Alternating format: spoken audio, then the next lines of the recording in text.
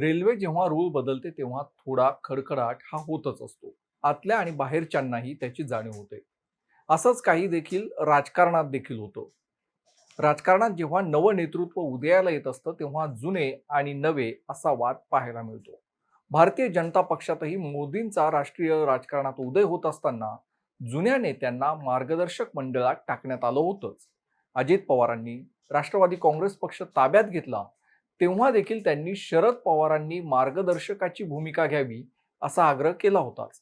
राजकारणात अनेक नेते वयामुळे थकले आणि थांबले, मात्र राजकारण कोणासाठीही थांबत नाही. अजित पवारांनी काका शरद पवारांविरोधात बंड करून पक्ष ताब्यात घेतला. आता पुन्हा एकदा राष्ट्रवादीत फूट पडते की काय असं वाटावं अशा काही घटना समोर येत आहेत.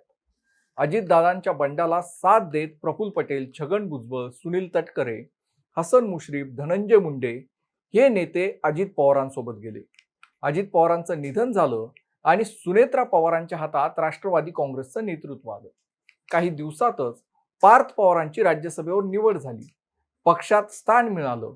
पार्थ पवारांचं नेतृत्व राष्ट्रवादी काँग्रेसनं मान्य केलंय. मात्र ही मान्यता किती मनापासून आहे याबद्दल शंका उपस्थित व्हावी अशा घटना रोजच समोर येत आहेत. प्रफुल्ल पटेल, सुनील तटकरे, छगन भुजबळ, हसन मुश्रीफ, धनंजय मुंडे, नरहरी झिरवळ या नेत्यांना पक्षातून बाजूला केलं जात आहे का? त्यांच्या नावासमोर कोणतंही पद नसलेलं पत्र का बाहेर येतंय? अजितदादांबद्दल आक्षेपार्ह भाषा वापरणारी ऑडिओ क्लिप कोणाची? राष्ट्रवादीत रोजच संभ्रम वाढवणाऱ्या घटना घडतायत. पार्थ पवार हे पक्षावर ताबा मिळवण्याचा प्रयत्न करत असताना जुन्या नेत्यांना बाजूला केलं जाणार आहे का? या जुन्या नेत्यांची उपयुक्तता काय आणि त्यांची रिप्लेसमेंट कोण असेल यावरच या व्हिडिओमध्ये आपण चर्चा करणार आहोत. नमस्कार, मी उन्मेष खंडाळे. आपण पाहताय माय महानगर लाईव्ह. राष्ट्रवादी काँग्रेसवर एक टीका कायम होत असते. हा पक्ष निवडून येणाऱ्या नेत्यांची मुळी आहे. शरद पवारांनी लाभार्थी नेत्यांची फौज तयार केली. साखर कारखाने, सहकारी उद्योग, शिक्षण संस्था ताब्यात असलेले नेते यांना एकत्र करून ठेवलंय असा आरोप होत असतो. याच नेत्यांचा एक गट घेऊन अजित पवार सत्तेत सहभागी झाले. अजित पवारांच्या निधनानंतर पक्षाची जबाबदारी सुनेत्रा पवारांकडे आली.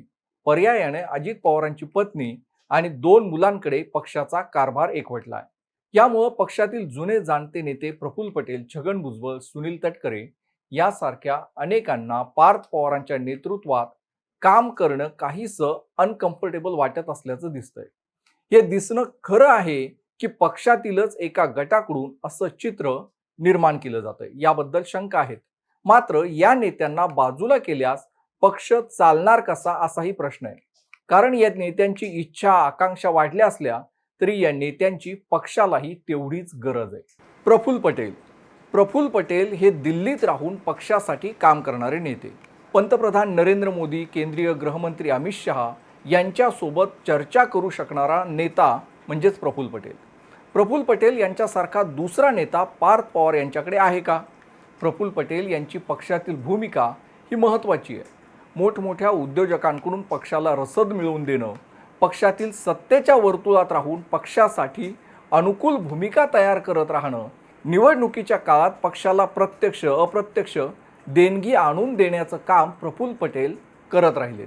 प्रफुल्ल पटेलांसारखा एक तरी नेता पार्थ ब्रिगेडमध्ये आहे का? सुनील तटकरे स्वतःच्या बळावर आमदार निवडून आणण्याची क्षमता असलेले पक्षाचे कोकणातील नेते आहेत.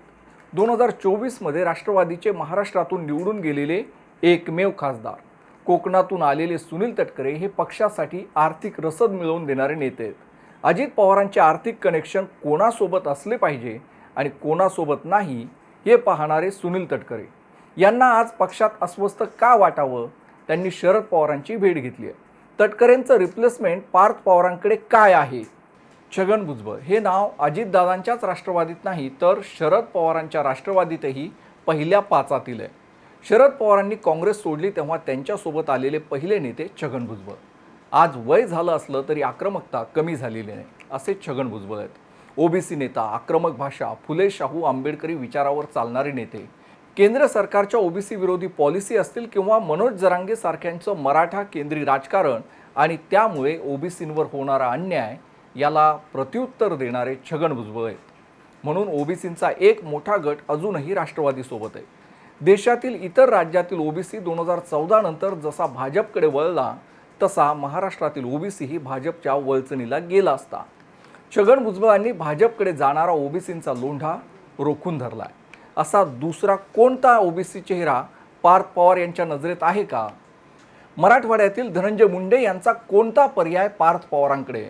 मुस्लिम चेहरा, पश्चिम महाराष्ट्रातून सहकार चळवळीत पाय रोवून उभे असलेले हसन मुश्रीफ, गोपीचंद पडळकर, लक्ष्मण हाके, महादेव जानकर या नेत्यांकडून होत असलेल्या हल्ल्यांना अजितदादांचा एकच शिलेदार अतिशय संयमानं उत्तर देऊ शकतो, ते म्हणजे दत्तामामा भरणे.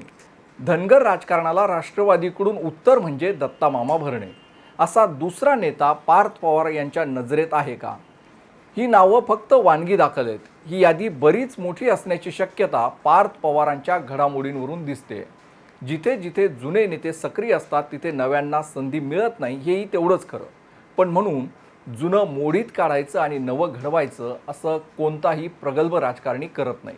नव्या जुन्यांचा संघर्ष सर्वच पक्षात असतो, पण त्यांना एकत्रित ठेवणं, त्यांची मोड बांधणं हीच नेतृत्वाची खरी कसोटी असते. अजित पवारांच्या निधनानंतर आता पार्थ पवारांकडे नेतृत्व आलंय आणि पार्थ पवारांकडे नेतृत्व आल्यानंतर राष्ट्रवादीत नव्या जुन्याचा वाद पुन्हा उफाळून आलाय. अशा काही घटना गेल्या काही दिवसात घडताना दिसत आहेत. पार्थ पवार हे जुन्या नेत्यांशिवाय पक्ष चालवूच शकणार नाहीत असं आहे का?